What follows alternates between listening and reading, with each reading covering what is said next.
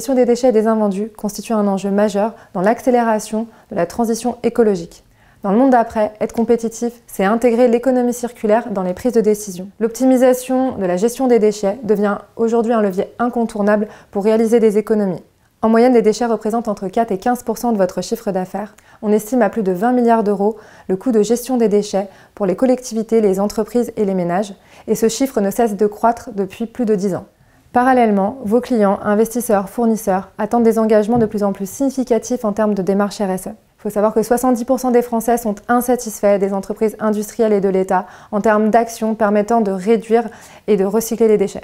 Le durcissement des contraintes juridiques et fiscales affecte votre activité. La loi AGEC, par exemple, qui est la loi anti-gaspillage pour l'économie circulaire, à travers ses 130 articles, vient considérablement modifier la gestion de vos déchets.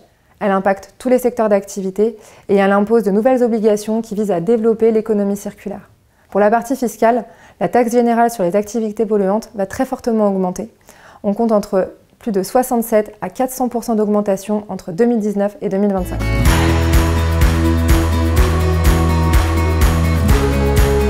Quelques rappels. 2021, on parle de la généralisation des bonus-malus. En 2022, on voit apparaître l'interdiction de détruire les invendus non alimentaires neufs, l'idée étant d'éviter justement l'enfouissement ou l'incinération de ce type de produits et de passer par du don ou du recyclage. En parallèle, il y a la multiplication des nouvelles filières REP, telles que le jouet, le tabac, le bâtiment, et qui devront justement justifier encore mieux du traitement de leurs déchets. En 2022, il y a aussi l'obligation d'utiliser le dispositif Track Déchets, qui est un dispositif qui a été mis en place pour assurer la traçabilité des déchets dangereux.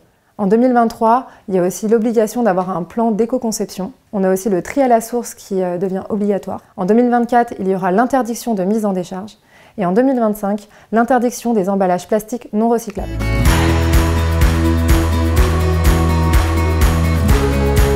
Nous aidons nos clients à diminuer leur impact financier en termes de gestion des déchets et valorisation des invendus pour en faire un levier majeur dans leur stratégie RSE et gagner en compétitivité.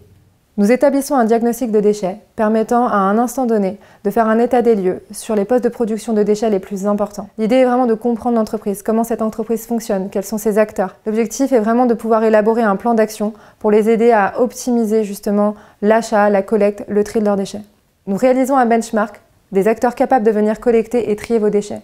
Notre objectif est de vous trouver des filières les plus adaptées, de vous apporter un prix au plus juste, mais aussi une plus-value environnementale. Nous venons challenger également vos prestataires actuels via une renégociation de contrat ou une mise en conformité juridique. L'idée étant de vous trouver des contrats au prix le plus juste avec, si possible, une plus-value environnementale.